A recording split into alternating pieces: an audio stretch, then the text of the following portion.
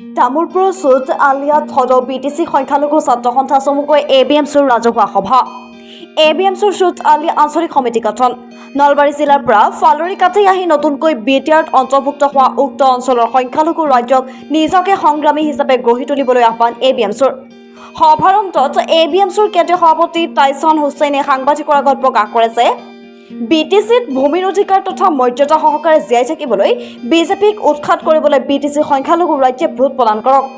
BJP চৰকাৰ বা হিমন্ত বিশ্ব শৰ্মা চৰকাৰ থাকিলে গণতন্ত্ৰ ধ্বংস হ'ব। বিজেপি চৰকাৰে সংবিধান ধ্বংস কৰি দিয়াৰ ষড়যন্ত্ৰ কৰিছে। বিজেপি আৰু ইয়াৰ সহযোগী দলসমূহে ভোট কম পাব, আসন কম পাব, সিমানেই এইখন দেশত গণতন্ত্ৰ আৰু সংবিধান শক্তিশালী হ'ব। বিজেপি শক্তিশালী হৈ উঠিলে দেশৰ সংবিধান আৰু গণতন্ত্ৰৰ প্ৰতি ভাবুকি কঢ়িয়াই আনিব।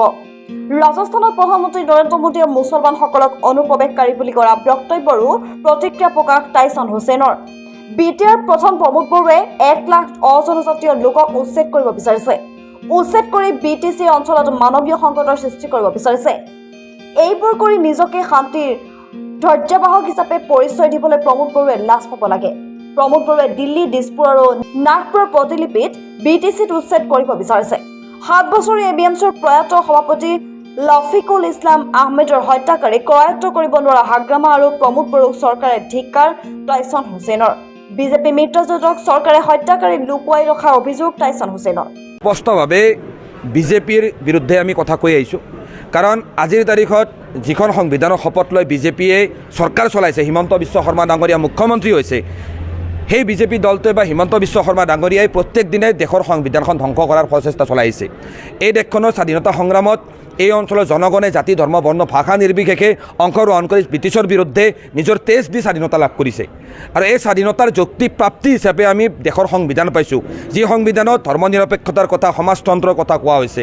কিন্তু আজিৰ তাৰিখত এইখন চৰকাৰে বা বিশেষকৈ বিজেপি দলে সংবিধানখন ধ্বংস কৰি দিয়াৰ ষড়যন্ত্ৰ কৰিছে। সেইকাৰণে আমি স্পষ্টকৈ কৈছোঁ যে এই নিৰ্বাচনত বিজেপিয়ে যিমান ভোট কম পাব, বিজেপিয়ে আৰু ইয়াৰ সহযোগী দলসমূহে যিমান ভোট কম পাব, আৰু বিজেপি আৰু সহযোগী দলসমূহে যিমান আসন কম পাব, সিমানেই এইখন দেশত গণতন্ত্ৰ আৰু সংবিধান শক্তিশালী হ'ব। যদি এই নিৰ্বাচনত বিজেপি আৰু অধিক শক্তিশালী হৈ উঠে, তেতিয়াহ'লে আগন্তুক দিনত তেখেতসকলে এইখন দেশৰ সংবিধান আৰু গণতন্ত্ৰৰ প্ৰতি ভাবুকি কঢ়িয়াই আনিব। এই কথা ইতিমধ্যে স্পষ্ট হৈ পৰিছে। ইতিমধ্যে দেশৰ প্ৰধানমন্ত্ৰী নৰেন্দ্ৰ মোদী ডাঙৰীয়াই যোৱাকালি ৰাজস্থানত এইখন সভাত মুছলমানসকলক অনুপ্ৰৱেশ আখ্যা দি এক তীব্ৰ সাম্প্ৰদায়িক মন্তব্য কৰিছে।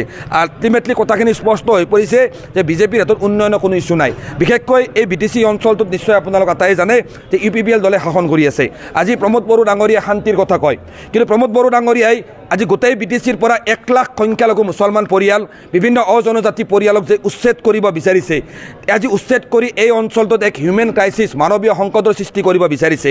তো প্ৰমোদ বড়ো ডাঙৰীয়াই এনেকৈ BTCত উচ্ছেদ চলাব বিচাৰি, জনগণক মাটিৰ অধিকাৰৰ পৰা বঞ্চিত কৰিব বিচাৰি কেনেকৈ শান্তিৰ ধ্বজাবাহক হিচাপে নিজকে পৰিচয় দিছে, তেখেতে লাজ পাব লাগে। আমি স্পষ্টকৈ কৈছোঁ যে এই BTC অঞ্চলটোত BTC চুক্তি অনুসৰি 2003 চনৰ 10 ফেব্ৰুৱাৰীৰ আগৰে পৰা বসবাস কৰি থকা প্ৰত্যেকটো জাতি জনগোষ্ঠীৰ ভূমিৰ অধিকাৰ 100% সুৰক্ষিত আছে।